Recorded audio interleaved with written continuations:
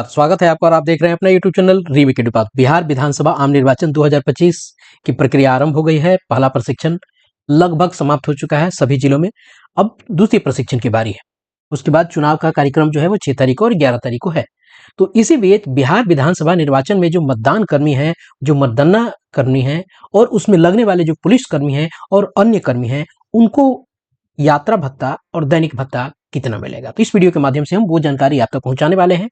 हाल ही में एक पत्र भी आपको जारी किया गया और सार्वजनिक हुआ है, क्योंकि वो पत्र पहले का है, 2024 का है, जिसके आलोक में यात्रा भत्ता और दैनिक भत्ता की बात की गई है। तो चलिए पहले उस पत्र को देख लेते हैं और तब इस वीडियो के माध्यम से हम आप तक बताएंगे कि किस व्यक्ति को कितना पैसा मिलेगा। मतदान कर्मी को पीओ, P1, P2, P3 को कितना पैसा मिलेगा, एक सेक्टर मजिस्ट्रेट को कितना पैसा मिलेगा, कोई व्यक्ति अगर P1, P2, पीओ में जाता है और रिजर्व में चला जाता है तो क्या उसको पैसा मिलेगा, क्या आपको कोई भोजन के लिए भी भत्ते मिल रहे हैं या पैसे मिलेंगे, उसके अलावा अन्य कर्मी जो लगेंगे उन सबको कितने भत्ते मिलेंगे। तो चलिए वीडियो को शुरू करते हैं। वीडियो को शुरू करने से पहले आपसे आग्रह करेंगे, पहली बार चैनल पे है तो चैनल को सब्सक्राइब कीजिए, कंटेंट पसंद आता है तो लाइक शेयर जरूर करें।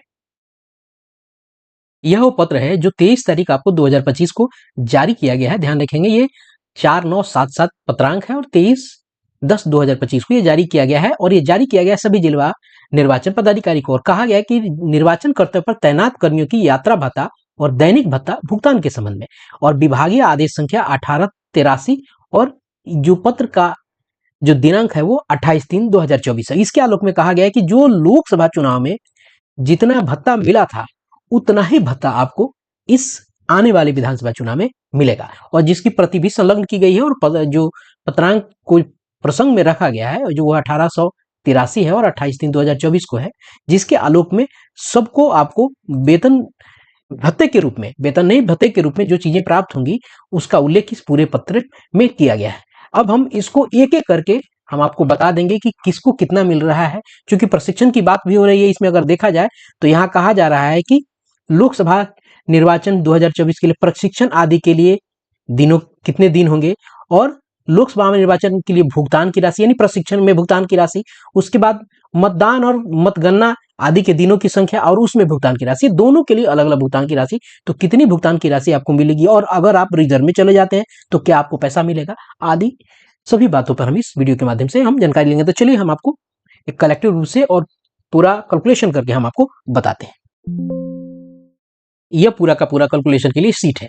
पहला अगर कॉलम को देखा जाए, मैं अगर बता दूं, यहाँ क्रम संख्या है पहला, दूसरा है कर्मी का नाम, तीसरा है प्रशिक्षण का दिन, प्रशिक्षण का दर, मतदान और मतगणना का दर, भुगतान का दर, कितना पैसा मिलेगा, उसके बाद है भुगती राशि भोजन के लिए। इसमें कुछ कंडीशन है, ये आपको मिल भी सकता है और नहीं भी मिल सकता है।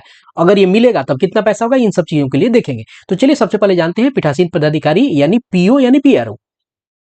3 दिन प्रशिक्षण का दिन होता है और 700 रुपए प्रतिदिन के हिसाब से। उसके बाद 3 दिन आपको मतदान और मतदान के लिए इनको जाना पड़ता है, क्योंकि P-2, P-1 और पोलिंग डे यानी योगदान का सामग्री लेने का और मतदान कराने का 700 रुपए प्रति। अब देखा जाए तो दिन की संख्या आपको 6 हो गई और आपको हो गया दर जो है वो 700, तो 4200 आपको एक मुश्त आपके हाथ में मिलेगा। अब बात रही कि यहाँ मैंने एक और कैलकुलेशन बनाया भोजन और नाश्ता के लिए। तो भोजन और नाश्ता के लिए 3 दिन की बात की गई है, ये मतदान अधिकारियों के लिए 3 दिन की बात की गई है। मैं बताऊंगा कि कहाँ उसका उल्लेख है। अगर भुगतान उसी स्थिति में किया जाएगा जब आपको भोजन के लिए व्यवस्था नहीं कराई जाती, आपको भोजन नहीं मिलता है। तो अगर भोजन मिलता है तब तो ये पैसा नहीं मिलेगा, अगर भोजन मिलेगा तो 1010 रुपए लगा के 5250 रुपए आपको मिलेंगे।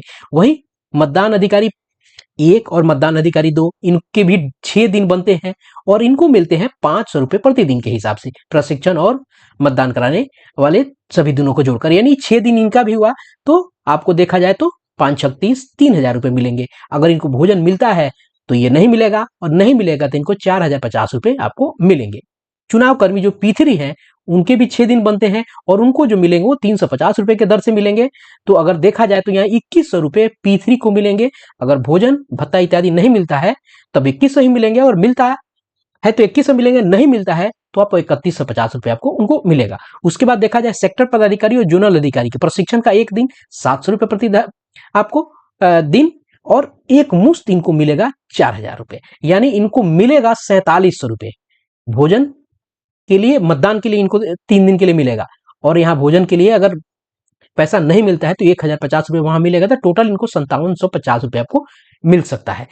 मिलेगा एक मुश्त, ये तो गारंटी है कि 47 रुपये मिलेगा, लेकिन अगर भोजन के लिए भी व्यवस्था हो जाती है तब ये नहीं मिलेगा, अन्यथा की स्थिति में आपको ये मिलेगा और टोटल हो जाएगा उनका 5750। उसके बाद सरकारी चालक है, इनको अगर देखा जाए तो 1500 रुपये 3 दिन के लिए मिलेगा, 500 रुपये प्रति डे के हिसाब से भोजन मिलता है, तो इनको 2550 आपको जब भोजन नहीं मिलता है तब। उसके मतगणना पर्यवेक्षक, ये 2 लोग हैं, क्योंकि कर्मियों को देखा जाए तो इनकी संख्या आपको ज्यादा होती है, जिन लोगों की संख्या ज्यादा है उसको थोड़ा सा ज्यादा मैं एलोबरेट कर देता हूँ। मतगणना पर्यवेक्षक यानी जो है आपको काउंटिंग सुपरवाइजर होते हैं, एक दिन प्रशिक्षण का 700 रुपये प्रति, एक दिन आपको मतगणना का, यानी 2 दिन हो गए, और 7 से प्रतिदिन की व्यवस्था है तो 1400 रुपये उनको मिलेंगे। यहाँ है उनको भोजन चूंकि वहां प्रोवाइड करा दिया जाता है, अगर भोजन नहीं मिलता है तो ये आपको 1750 हो जाएगा, लेकिन भोजन चूंकि उनको वहां प्रोवाइड कर दिया जाता है, अनिवार्य रूप से मिल जाता है उनको। अब चूंकि वहां पैसा लेके वो कहीं जाएंगे तो नहीं, चूंकि वहां दिन भर उनको बंद के रहना है तो वहां भोजन दे दिया जाता है, इसे मैंने यहाँ डैश मार दिया है। अब मतगणना सहायक यानी काउंटिंग असिस्टेंट है, उनको उनका रेट है 500 रुपये का, एक दिन प्रशिक्षण का और एक दिन आपको जो मतगणना करते हैं उसका, तो 2 दिन हो गया, 1000 रुपये उनको ऐसे मिलेंगे, भोजन की व्यवस्था वहां हो जाती है। माइक्रो पर्यवेक्षक जो मतदान हेतु के लिए जो आपको पोलिंग जो ऑब्जर्वर जाते हैं उनको एक दिन प्रशिक्षण का होता है, और एक मुश्त उनको मिलता है 2700 रुपये, यानी उनको मिल जाता है आपको 3400 रुपये उनको मिलता है। अगर भोजन उनको ये नहीं दिया जाता है तो आपको 4450 की व्यवस्था की जाती है।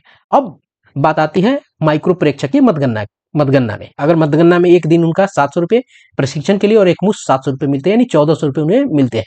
क्लियर हो गया। अब आगे चलते हैं, कुछ और चीजों को देखते हैं। इनकम टैक्स इंस्पेक्टर है, इनको 2100 आपको मिलता है, कितना, एक मुश्त मिलता है, प्रशिक्षण और दोनों के लिए अलग थे, यानी 4300 रुपये इनको मिलते हैं, 4300 इनको मिलते हैं।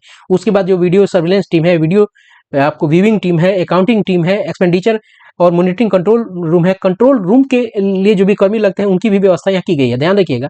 मॉनिटरिंग, उसके बाद कंट्रोल है, room and call centre staff है, media certification and monitoring committee है, स्टैटिक सर्विलेंस टीम है, एक्सपेंडिचर मॉनिटरिंग सेल है। इसके लिए भुगतान की व्यवस्था की गई है। जो वर्ग 1 और वर्ग 2 के कर्मी हैं उनको 2100 रुपये एक मुश्त दिया जाएगा, और वर्ग 3 के कर्मी हैं उनको 1650 एक मुश्त दिया जाएगा, और वर्ग 4 के कर्मी हैं यानी 300 रुपये प्रति व्यक्ति प्रतिदिन, अधिकतम 1600 उनको दिया जा सकता है। फ्लाइंग स्क्वाड है, इनको एक मुश्त 3350 रुपये की बात है।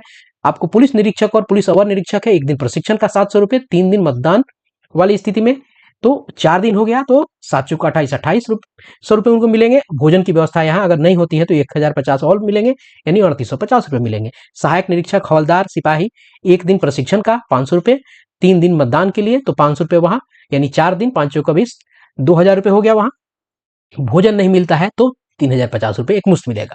चौकीदार, दफादार, एनसीसी कैडेट, चतुर्थवर्गीय जो पुलिसकर्मी है, एक दिन प्रशिक्षण का 350 रुपये, उसके बाद 3 दिन आपको मिलता है मतदान के लिए तो 350 रुपये वहां भी मिलता है। 4 दिन अगर इनका हो गया तो 1400 रुपये उनको यहाँ मिलेगा। भोजन नहीं मिलता है तो भोजन सबके लिए 350 रुपये की भोजन की व्यवस्था की जानी है, नहीं मिलेगा तो दिया जाएगा, तो इनको 2450 रुपये मिलेगा। गृह रक्षक अगर होमगार्ड है तो निर्धारित जो दैनिक भत्ता है वह उनको मिलेगा। उसके बाद राज्य स्तरीय, प्रमंडल स्तरीय, जिला स्तरीय, अनुमंडल स्तरीय अगर मास्टर प्रशिक्षक है तो उनको एक मुश्त 3500 रुपये दिए जाएंगे। उनके प्रशिक्षण आदि इत्यादि की बात नहीं की गई है, ना उनके भोजन की भत्ते की कोई बात आपको हुई है। अब आगे चलते हैं, आगे कौन लोग बचे हुए हैं। यहाँ पर्दानसी महिलाओं के पहचान के लिए जो लोग रखे जाते हैं उनको 350 रुपये आपको प्रतिदिन देने का की बात है, तो एक ही दिन उनको रखा जाता है तो 350 रुपये उनको मिलते हैं।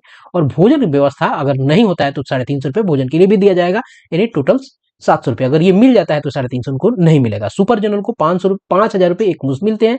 हेल्प डेस्क प्रतिनियुक्त जो कर्मी होते हैं उनको 5 रुपये आपको एक मुश्त दिए जाते हैं। यहाँ 21 में कंडीशन ये था, भोजन नाश्ता निर्वाचन की तिथि से 2 दिन पूर्व से, यानी 3 दिन हो गए, निर्वाचन तिथि तक मतगणना दिनों के लिए मान कितना है 350 रुपये। अगर ये मिल जाता है तो वो आपको कहा गया है, आगे मैं आपको बताऊंगा भी, कहा गया है कि अगर ये दिया जा सकता है, भोजन दिया जा सकता है तो दिया जाए, 350 रुपये अधिकतम खर्चा किया जाए।